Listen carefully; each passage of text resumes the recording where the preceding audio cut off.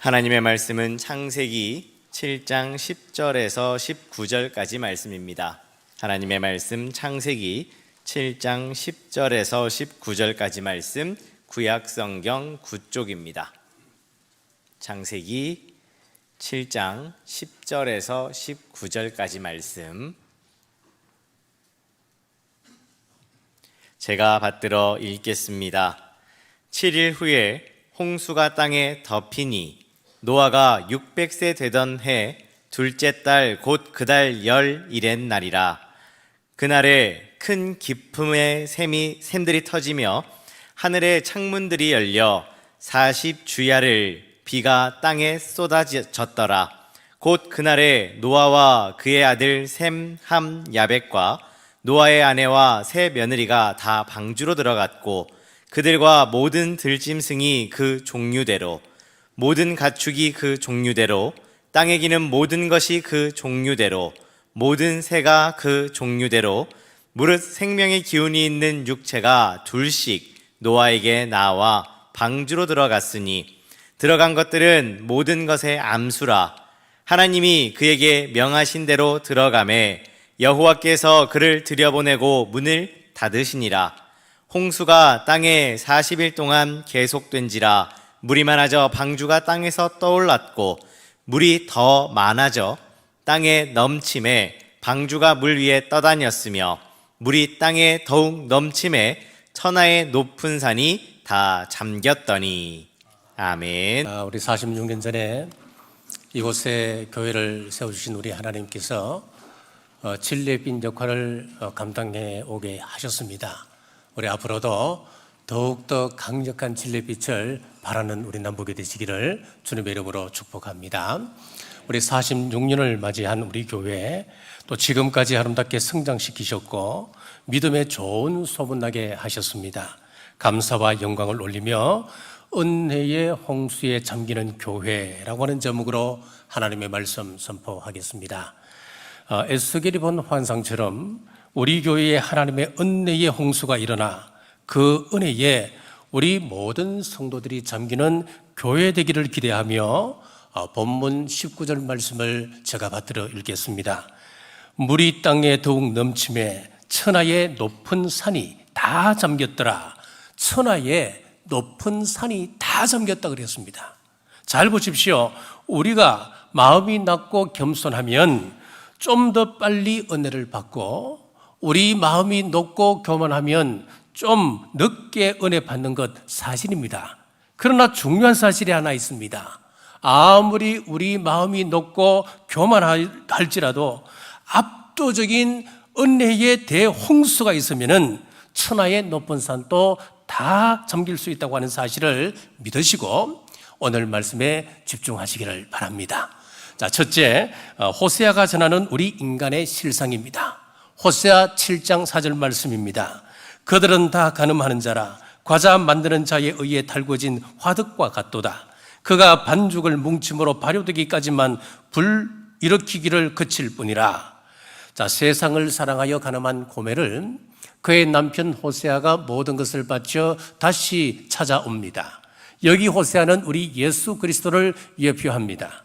하나님의 전적인 은혜로 출애굽을 경험했던 이스라엘 백성들이 그 은혜를 망각하고 다시 우상을 섬기며 음행할 때에 호세아를 통하여 오늘 하나님이 회개를 촉구합니다. 자, 호세아 7장에서 이스라엘의 영적 상태를 네 가지로 진단하고 있습니다.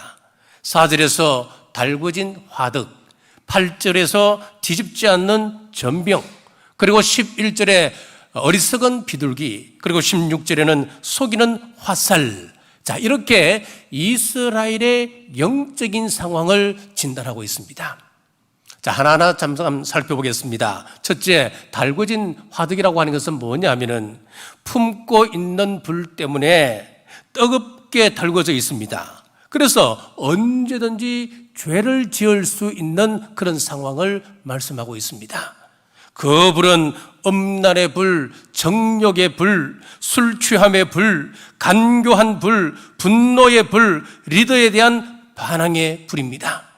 우리 마음은 지금 어떠한지 잘 점검해 보십시오.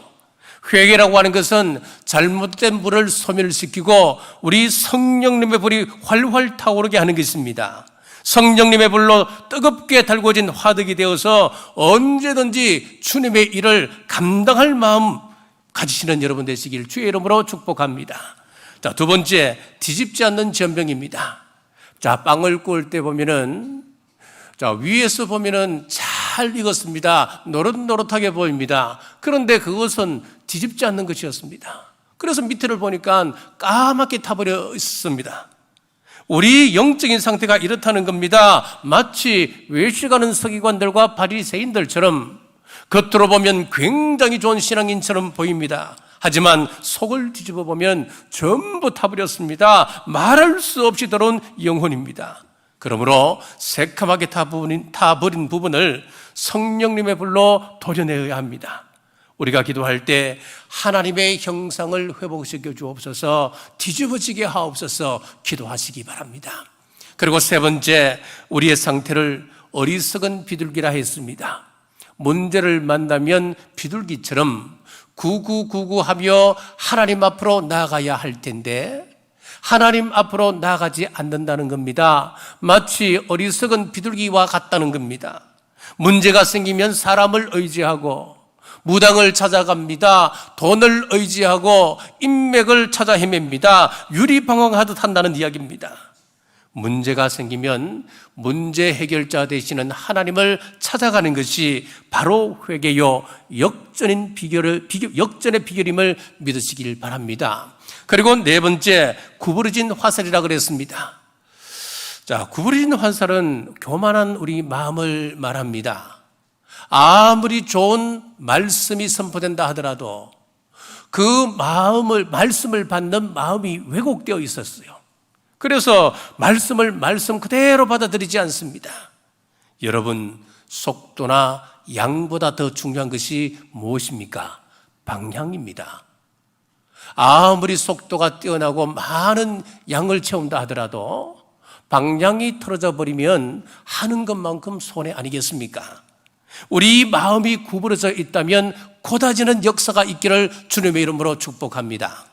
자, 둘째, 네 가지 인간의 그 실상에서 벗어나서 은혜의 홍수에 잠기려면 큰 기쁨의 샘들이 터져야 합니다. 자, 11절 중반절 제가 받들어 읽겠습니다. 그날에 큰 기쁨의 샘들이 터지며 하늘의 창문들이 열려.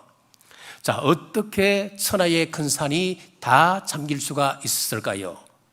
자, 우리가 순서에 집중하며 성경을 같이 한번 읽어보겠습니다. 11절에서 12절 말씀을 읽겠는데 순서를 잘 보시며 한번 읽어보십시오. 시작. 노아가 600세 되던 해 둘째 달 곧 그 달 11의 날이라. 그날에 큰 기쁨의 샘들이 터지며 하늘의 창문들이 열려 40주야를 비가 땅에 쏟아졌더라. 아멘. 높은 산까지 다 잠길 수 있었던 것은 단순히 하늘에서 큰 비가 내렸었기 때문에만은 아니라는 거예요. 하늘 위에도 물이 있습니다. 천지를 창조하실 때에 궁창을 나누었어요.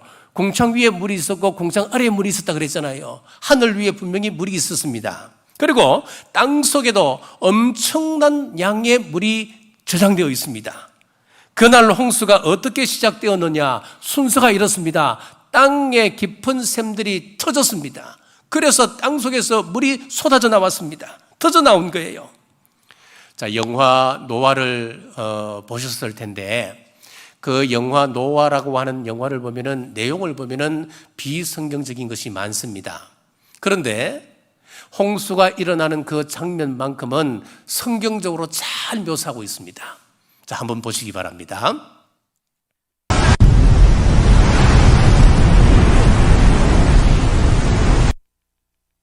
자, 이렇습니다. 이 홍수가 이렇게 시작되었습니다. 먼저 땅의 깊은 곳에서 샘들이 터졌습니다. 엄청난 물의 양이 쏟아져 나왔습니다. 물기둥을 이루고 있습니다.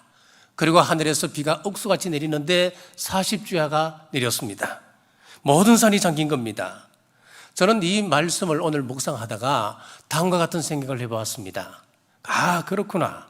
우리 교회가 은혜의 대홍수에 잠기려면은 두 방향이 필요하겠구나라는 그런 생각입니다. 당연히 하나님께서 하늘 문을 여시고 은혜의 단비를, 성령의 단비를 내려주셔야 합니다.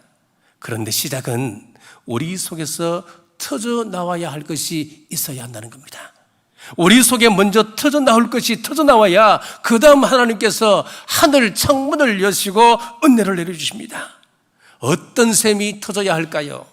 언제나 부흥회 때는 하늘 문이 열리기 전에 먼저 우리 속에서 회개의 셈이 터졌습니다. 눈물의 셈이 터졌습니다.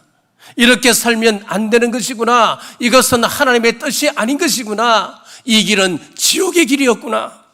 이런 자복의 눈물이 먼저 터져 나올 때에 그 다음 하늘문을 여시고 은혜의 축복이 내려왔습니다.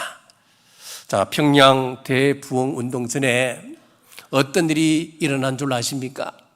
우리가 대부분 이 이야기들은 건너뜁니다. 로버트 하디 선교사님이 한국에서 선교를 하는데 도무지 부흥이 일어나지 않는 거예요. 사람의 수가 늘어나지가 않는 거예요. 실패했다는 자괴감이 오면서 영적인 침체가 왔습니다. 자, 그러던 중 1903년 원산 감리교에서 성경 공부를 인도할 때였습니다. 자, 교인들 앞에서 갑자기 자기회제를 자백했습니다. 자신의 교만을 회개합니다. 자신의 학력을 회개했습니다. 그리고 사람들을 대할 때마다 아이고 이 미개한 조선인들 이라며 무시했던 인종 우월주의, 이것을 전부 다 그 앞에서 고백을 했습니다. 그리고 미국에서 보내주는 선교 헌금 그 일부를 이용한 것을 또한 자백을 했습니다. 자, 부끄러운 이야기지만 이 모든 것을 자백을 했습니다. 그 자리에 누가 있었냐면은 이 사람 이외에 많은 선교사님들이 그 자리에 함께 있었습니다. 그 선교사님들 마음속에도 나도 선교비 일부를 이용했는데 어떠한 용도로 내가 급하게 서버렸는데 나도 내 마음속에 이 사람들을 무시하는 마음들이 있었는데 이 사람들도 하나둘 자복하기 시작했습니다. 자, 이후에 놀라운 일들이 일어나기 시작했습니다. 로버트 하디 선교사님이 집회를 인도하는 곳곳마다 성령의 강력한 역사가 일어나기 시작했습니다. 이후에 그러한 역사가 일어나기 시작한 거예요. 그러다가 1907년 1월 달 우리가 잘 아는 평양 장대현 교회에서 대부흥회가 열렸습니다. 그때 1월 달 누가 집회를 인도했느냐? 잘 아는 길선주 장로님이십니다. 처음 며칠 동안은 냉랭했습니다. 그런데 폐회 이틀 전부터 성령님이 강력하게 역사하기 시작하게 되는데 이유가 있습니다. 너무 냉랭했습니다. 아무것도 할 수 없었습니다. 그럴 때 길선주 목사 장로님이 교인들 앞에서 자신의 부끄러운 모습을 회개하기 시작했습니다. 1년 전이었습니다. 자신의 친구가 죽기 전에 자기에게 부탁하기를 내 재산을 정리해다고, 그래서 자기 부인에게 주라는 겁니다. 그래서 그 재산을 정리하는 과정에서 당시의 미화 100불을 자기 것으로 사취해버렸습니다. 그 이야기를 인도자가 그 교인들 앞에서 다 이야기를 한 거예요. 참 부끄러운 이야기입니다. 얼마나 큰 용기가 필요했겠습니까? 자, 그런데 기적 같은 일이 벌어졌습니다. 여기저기에서 웅성웅성거리기 시작합니다. 그러던 중 한 사람이 벌떡 일어나서 큰 소리로 울며 이렇게 말했습니다. 여러분, 나는 지금까지 첩을 몰래 두었습니다. 나는 회개합니다. 통회하기 시작했습니다. 또 어떤 사람은 자기는 장사를 하는 사람인데 장사에서 폭리를 취했습니다. 또 고백하기 시작했습니다. 자신들의 죄를 늘어놓기 시작하면서 그날 저녁 7시에 시작된 이 사경회가 그 다음날 새벽 5시까지 쭉 회개운동으로 진행이 되었다는 겁니다. 경기도 출신 윤성근이라고 하는 사람이 있었습니다. 이 사람은 불량배입니다. 페루나였습니다. 그날 집회에 참석해서 은혜 받고 사람이 변했습니다. 곰곰이 생각해 보니까 20년 전에 돈을 발행했던 주전소에서 이 사람이 근무를 할 때였는데 그때 한 직원의 실수로 월급을 2배를 받게 되었습니다. 그것이 생각났습니다. 그래서 이것은 국고 횡령이구나 이런 깨달음이 와서 견딜 수가 없었습니다. 그래서 그 다음날 주전소를 찾아가서 초과로 받았던 그 월급을 되돌려주기 위해서 갔습니다마는 주전소가 없어져 버렸습니다. 그래서 어디를 찾아가냐면 탁지부를 찾아가서 이 돈을 자기는 꼭 돌려줘야 되겠다고 이야기했습니다. 그 직원이 난감해합니다. 하지만 너무나 완강하니까 탁지부 직원이 그 돈을 받고 무엇을 띄주느냐, 양심전이라고 하는 영수증을 발행해 주었습니다. 이것이 소문나서 교회마다 양심전 운동이 일어나게 되었고 성도들의 생활이 바뀌어지기 시작했습니다. 교회뿐 아니라 사회 각성으로 이어져서 교육열이 고조되었습니다. 금년 금주 운동이 일어났습니다. 우상 숭배 퇴치 운동이 일어나고 여권 신장 등으로 이어졌습니다. 그렇습니다. 우리 속에서 회개의 샘이 터져 나오자 하늘문이 열리고 이 땅에 부흥의 큰 역사가 일어나게 되었습니다. 자, 성도라면 누구나 100년 전 이 땅에 일어났던 평양 대부흥 운동을 그리워할 것입니다. 그리고 그 부흥을 사모할 것입니다. 하지만 이후에 한국 교회에서는 이러한 역사는 일어나지 않았습니다. 왜일까요? 하나님께 하늘의 창문을 열어주옵소서, 은혜의 단비를 쏟아 부어주옵소서. 우리는 그렇게 기도합니다. 하나님 임재해 주옵소서, 은혜의 단비를 내려주옵소서 라고 기도만 할 뿐이라는 겁니다. 먼저 내 속에 터뜨려야 할 것을 터뜨리지 않는다고 하는 이야기입니다. 사랑하는 여러분, 먼저 회개샘이 터져 나오기를 바랍니다. 먼저 탄식의 눈물이 나오기를 바랍니다.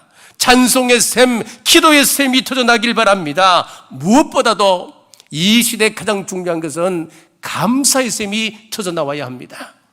이 시대에 왜 감사의 샘이 터져야 하느냐? 이 감사가 왜 중요한가 하면은 마지막 때가 되면 감사가 사라진다 그랬잖아요. 원망과 불평이 감사의 샘을 막고 있는 겁니다. 자, 이 원망과 불평을 우리가 추적해 가보면은 그 근원에는 마귀가 있습니다. 사탄이 감사의 샘을 막고 있습니다. 그러므로 이 감사는 사탄을 대적하는 가장 강력한 무기가 되는 것입니다. 왜 사탄이 감사의 샘을 막고 있을까요? 감사의 샘이 터지면은 우리 교회는 은혜의 대홍수에 잠기기 때문에 그렇습니다.